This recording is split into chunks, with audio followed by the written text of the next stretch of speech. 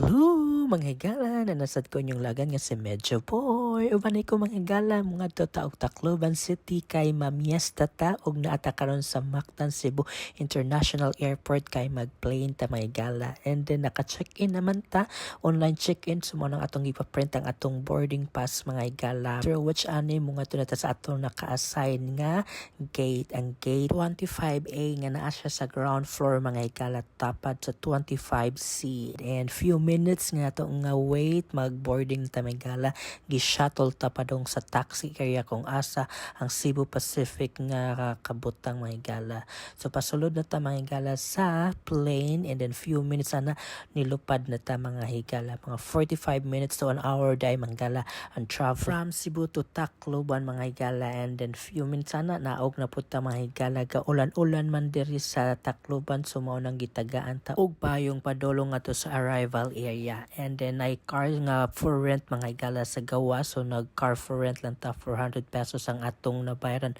padulong nga to sa atong destination ang Go Hotels. After check-in padulong na ta mga higala sa atong room kay nindot na kayo ihigda, and twin beds ang atong nakuha nga room there sa Go Hotels mga higala. Mao siya ang atong twin beds nga room. Thank you so much guys for watching. This has been your friend Medyo Boy. It's not a boy, it's not a girl, it's Medyo Boy.